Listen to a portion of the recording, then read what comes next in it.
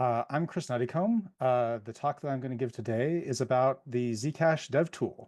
Um, the zcash-devtool is a platform for hacking on Zcash.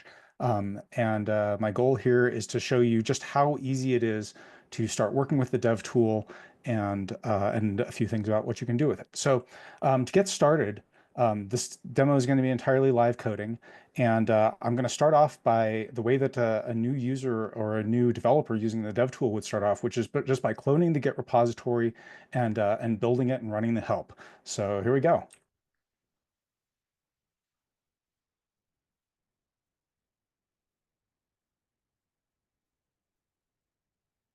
All right, got a clone of it. And in here, I'm going to just use cargo run to build and run the application. It's going to take a little bit to build all the dependencies, and so I'm going to give you then a bit more of an introduction while that's happening.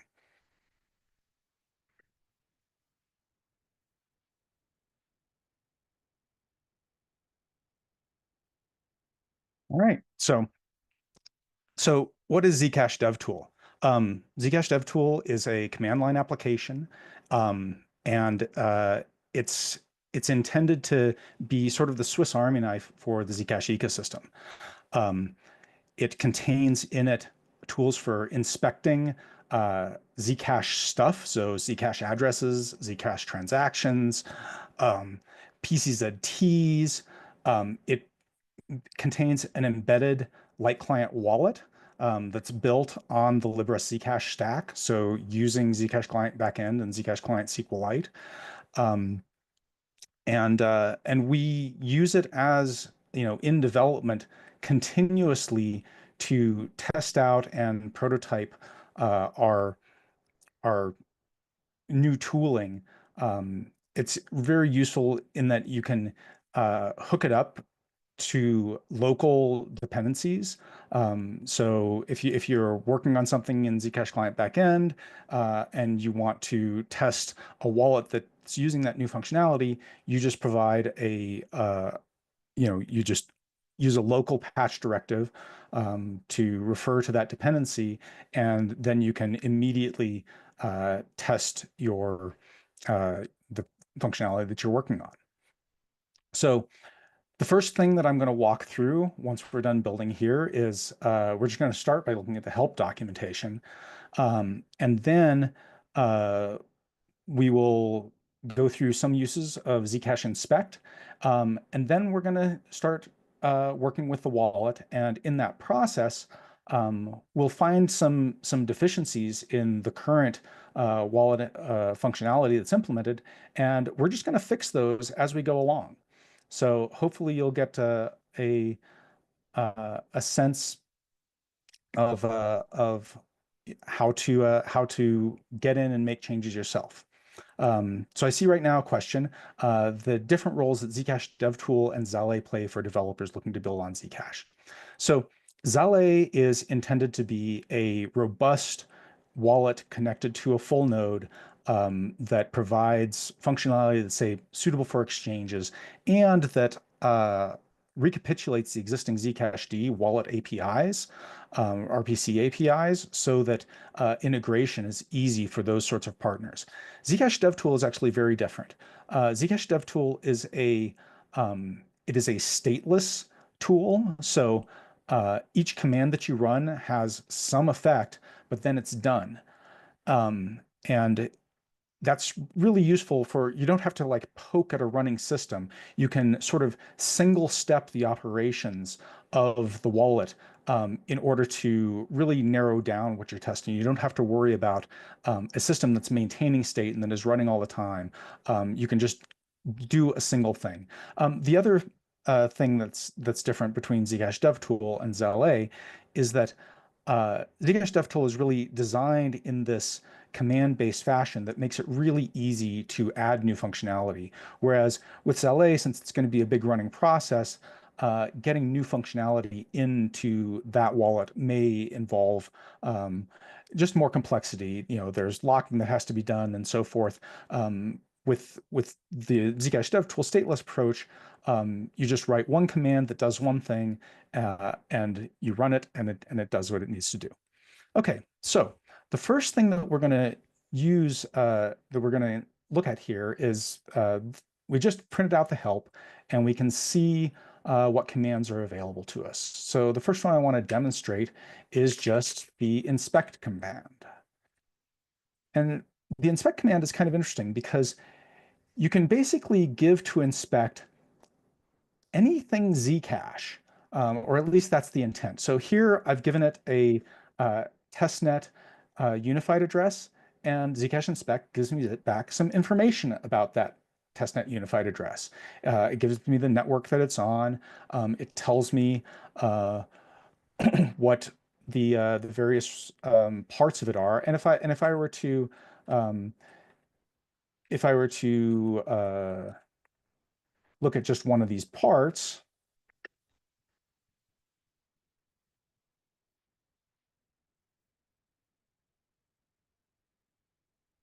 there, okay, it says, sure, this is a Zcash address. It's a valid testnet sapling address. I could throw other things at Zcash inspect. So for example, instead of inspecting a sapling address, I can inspect, oops, I need to fix my paste buffer here.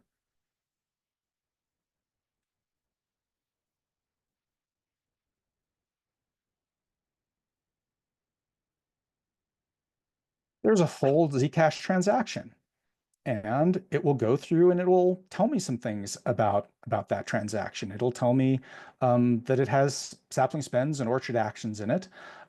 It's in the process, it validates it. So if you ever have a Zcash transaction that that you're trying to broadcast to the chain and that's getting rejected from the chain, if there are any problems, Zcash inspect will tell me what the problems there are, and it has a relatively nice error display. The happy path here is kind of the simple case.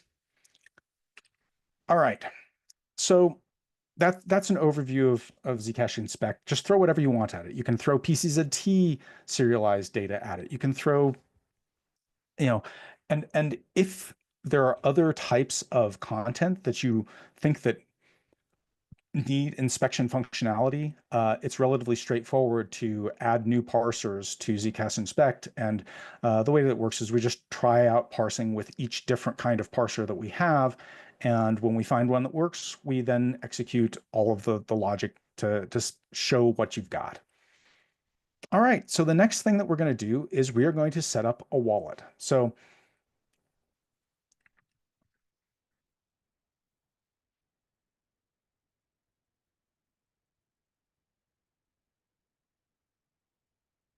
first, let's look at what commands we have available for the wallet.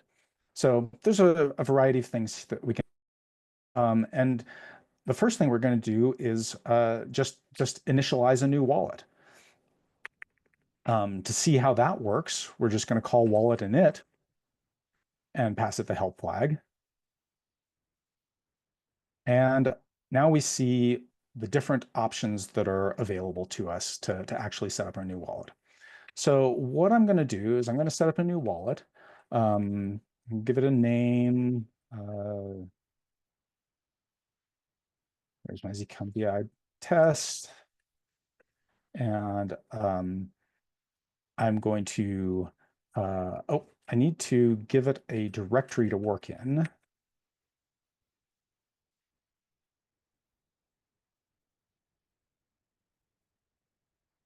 And I'm going to let it specify its own passphrase and figure out its own birthday. I am going to pass an identity file. I'm going to just add in that dev wallet directory. You'll note that I'm setting up the dev wallet directory outside of the Git root so that I don't accidentally commit anything from my development wallet to Git as I'm working on it. So in here,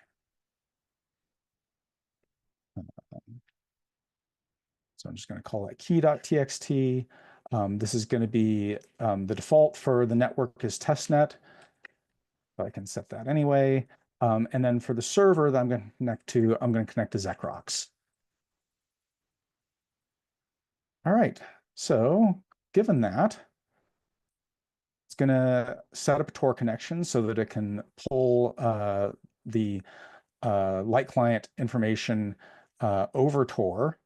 And now it's done. So if I look back at that dev wallet directory, I can see that I now have my key.txt file that I specified, a couple of SQLite databases, a blocks directory, and a Tor directory. And so now I have a wallet that's ready to run. So next thing I'm going to do, now that I've initialized, is let's just look at the balance. So, oh, no balance summary. I don't have enough information yet. That means that I need to sync the wallet. So, all right, there's sync done. And now I should be able to check the wallet. Sapling spendable 0, orchard spendable 0, unshielded spendable 0. But we're in a good place. We have now, you can see that it's displayed for me the default address for that wallet. And so the next thing that I need to do is I need to fund the wallet with some ZAC, with some testnet ZAC. And so to do that, I'm going to use the list addresses command.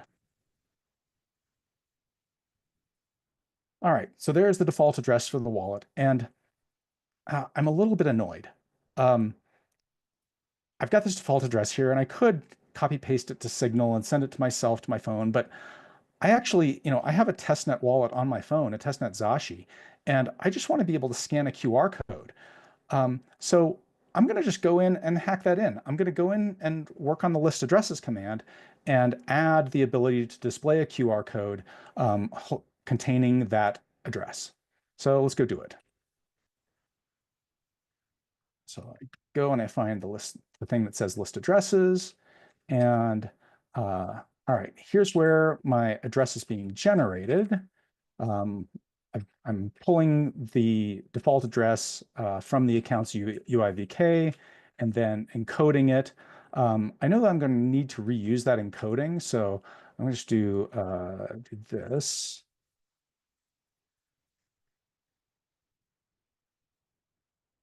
Oops.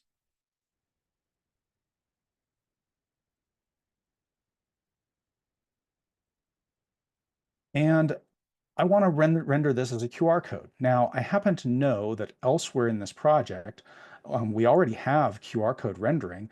So I'm just going to steal some of that code and hack it in.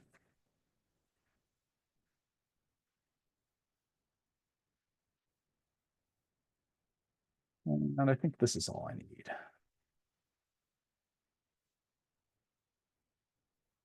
All right. So I'm going to generate a QR code with that UA string. Um,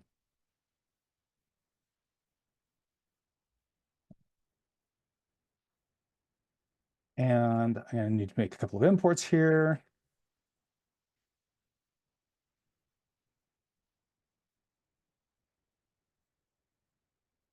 And then I just need to print out that QR code.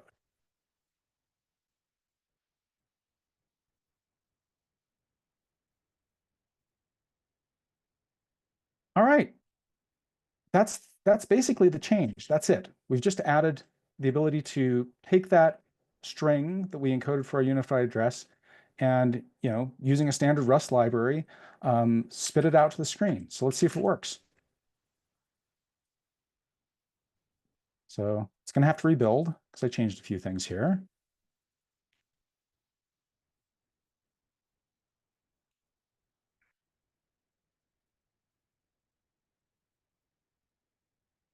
I think my IDE was helpful enough to keep me from making any silly errors.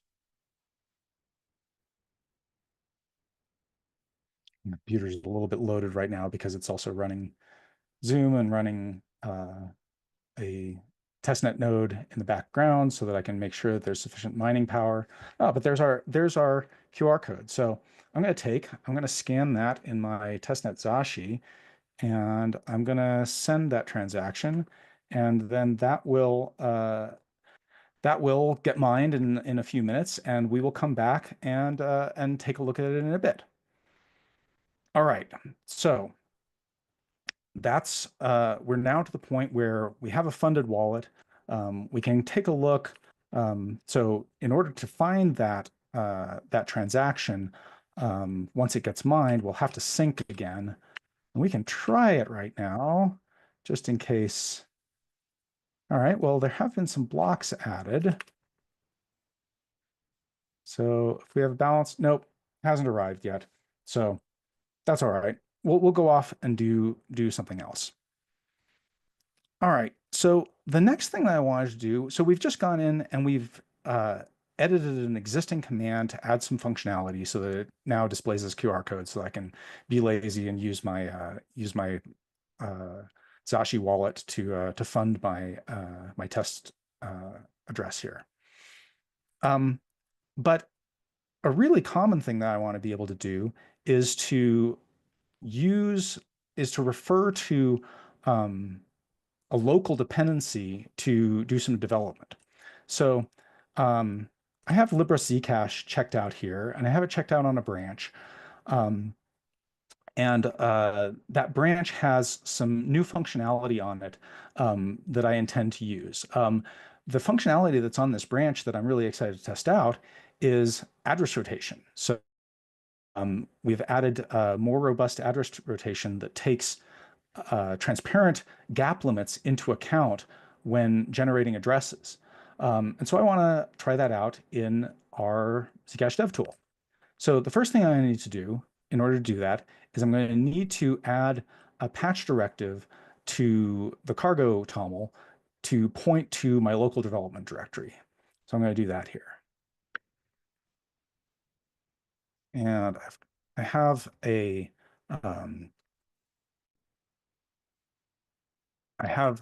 set of patches that I routinely use, and I'm just going to paste those in now. Instead of these, I'm just going to paste these. So I'm replacing all of these pinned revision patches with paths to my local checkout of librustzcash. And let's rebuild just to make sure that everything is still working with our existing functionality, but building with that new branch.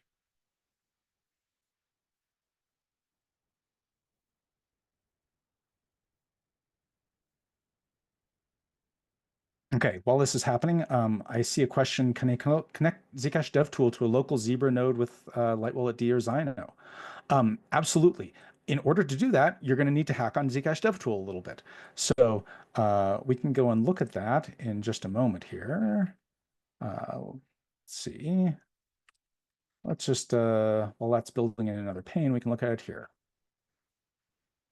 So if we look at source-remote.rs, you can find all of the servers that we currently have hard-coded. And there is, you can also just provide a hostname :port when specifying your Light Wallet node when you specify the server. All right, that built fine, still no balance. So the next thing we're going to do is we're going to add a new command. Oh, are there things that the dev tool should not be used for? This is a dev tool. Don't commit a significant amount of funds to it. We can't stop you from doing that, but it's generally not wise. This tool may be broken at any given time with respect to its, if it's being used to test out new functionality and there are bugs in that new functionality that haven't been released yet. The DevTool repository frequently points at patch revisions of our librustzcash crates, and so you can't rely on it to be a safe place for storing funds. It is intended for development. All right. So I'm going to go in and I want to add a command to add address rotation so that we can generate a new address. So I'm going to start from where we just were, the list addresses command. And I'm going to look at the directory it's in, and I'm just going to add a new command, a new Rust module here. So genaddr.rs. It says it's not included anywhere in the module tree, so I'll have to fix that. Maybe I'll go and fix that first.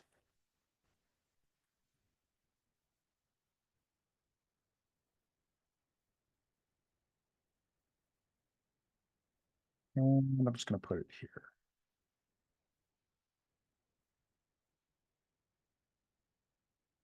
Okay, that's fixed now. So the next thing I'm going to do is the classic what do you do when you're hacking on a new system? You copy paste. Copied my genaddr command into here, and now we're going to start editing. All right, so for a lot of purposes, this is going to be kind of the same. We still want an account ID to be something that you can specify on the command line, so I'm going to keep all of that functionality. But instead of getting the default address from the UIVK, I'm going to use a function on the wallet write trait, which is implemented for the wallet database, to generate a new address. So this is the newly added function that has just been added to librustzcash. So I'm going to say db data. Oh, and this is not yet giving me. I'm going to just help my IDE out a little bit here. I know I just added that to the wallet write trait, so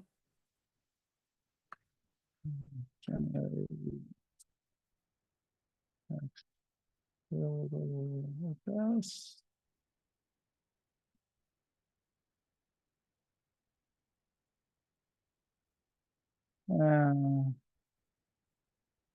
right. Apparently, it's taking a little bit for uh, my IDE to catch up. So I'm just gonna, well, let's go back and take a look at.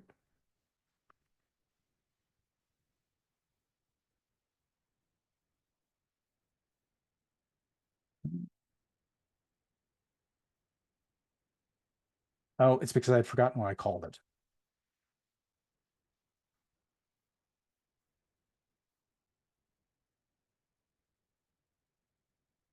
And I need to look at the arguments here. I need an account ID and a unified address request. So I have an account ID, and I need a unified address request.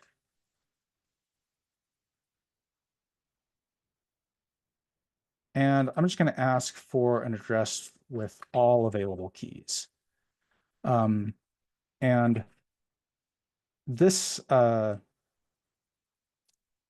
this method, I know if I look back again at the type, it returns an option of tuple of unified address and diversifier index. And so I'm just gonna, I know that there are keys available here. For right now, since I'm just hacking, I'm just gonna unwrap this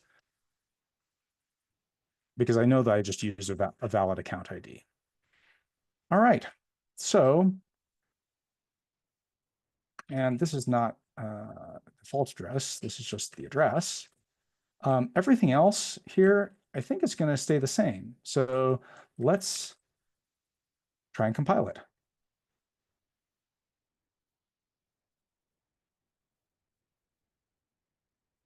I should have done cargo check with all features.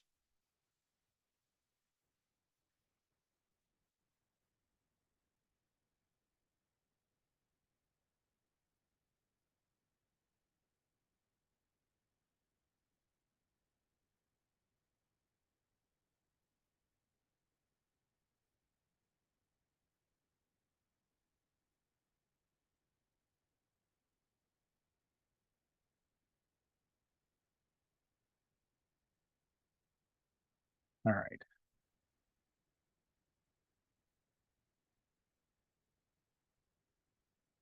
So this is the command that I've just created, but I just remembered I forgot to do something in the process.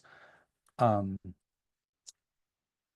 when I went in to add the module to the wallet file, I didn't actually add a command. So let's do that. Let's just add a command.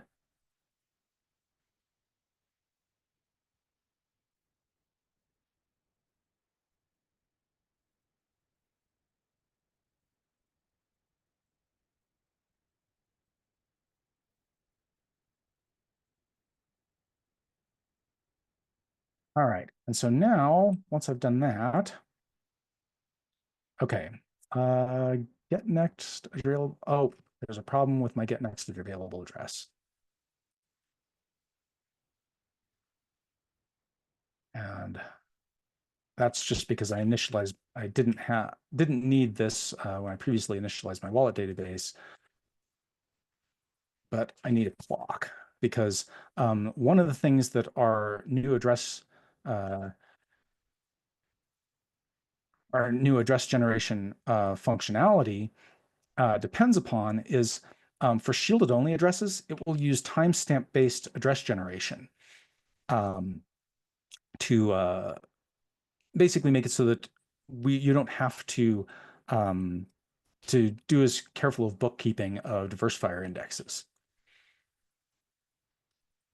That's only used for shielded only addresses because if a transparent address included such a receiver, then uh, you would have gap limit violations. All right. So there's one more thing that I need to do. I'm gonna build it again. So I've added this command, but I need to actually add the command to main. So um, right here, it's complaining that I haven't added this. So what I have to do is change that little bit. Um, and now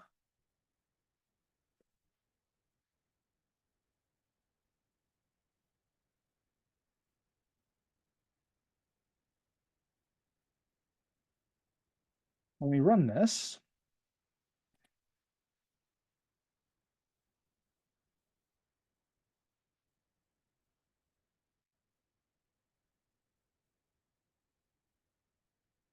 we should get a new command in the help.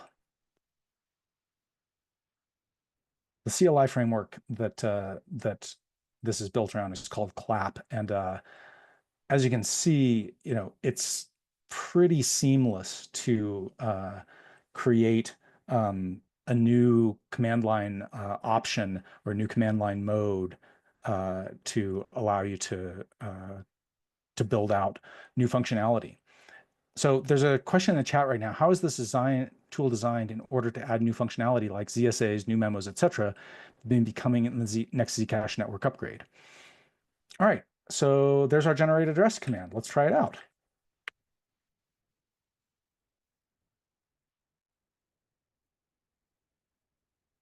Oh, I forgot to.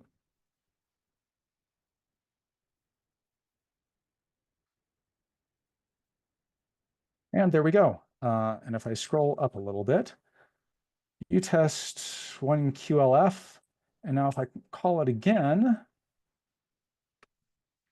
you test one Q38. So we are successfully generating successive addresses. And we've just added, new and useful functionality to zcash-devtool. Now it probably needs to be cleaned up a little bit.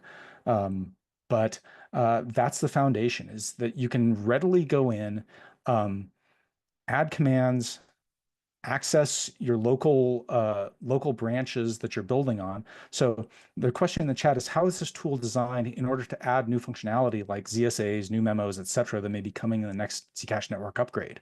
The answer to that is that the core functionality will be going into Zcash primitives, Zcash client backend.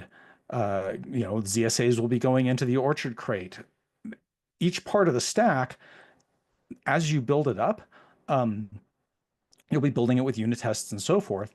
But then when you want to actually, make the rubber meet the road, adding it to zcash-devtool ends up being a very quick and easy way to start playing around with that functionality. And if you decide, okay, well, we're going to now change the dev tool to connect to Kedit's testnet with ZSAs running, well, then you're running in an environment where modulo feature flagging and whatnot, you can start interacting with the ZSAs on an actual live testnet chain. All right. I think that that we're essentially at time now. So I'll wait around for a few more questions, but otherwise that's it.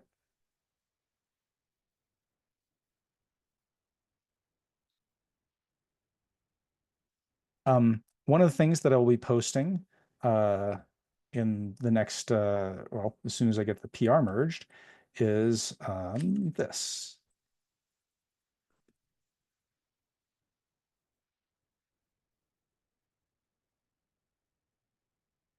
So this walkthrough markdown file um, goes through a bunch of the stuff that we just did in terms of setting up a wallet, and it also uh, how to. Oh, we didn't ever go back and look for our payment. We should do that real quickly. So sync the wallet. Check the balance, and there we are. I sent 1.3579 ZEC of Orchard from my Zashi wallet.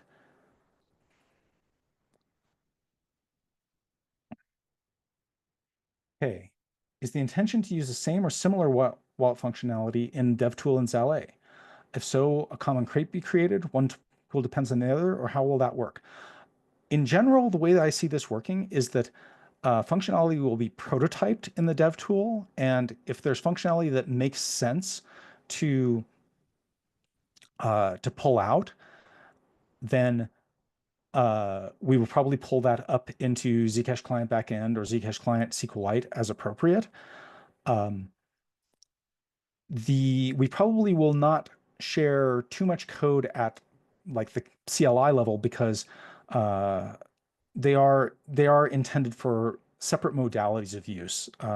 But prototyping in the dev tool, it's very often that we can sort of pull a lot of functionality more or less directly across by, copying and pasting and then making the pieces work in terms of the long running Zallet process.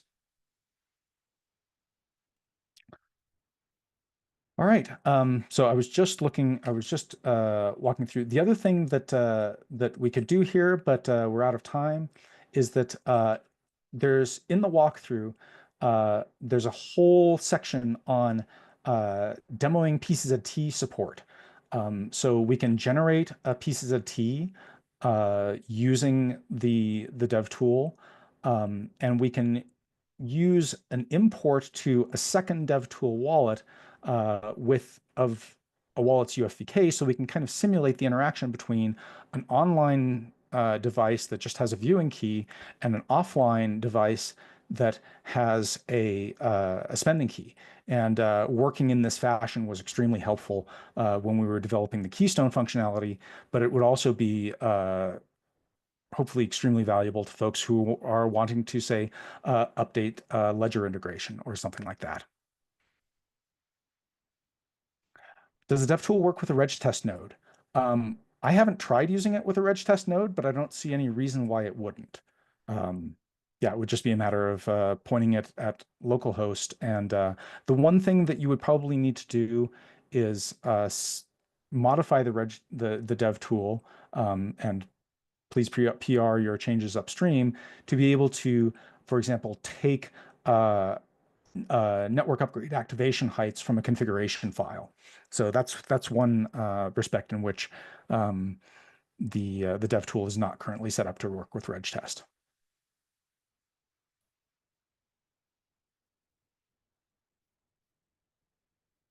All right. We have no more questions, so thank you all, and enjoy the remainder of your ZCon.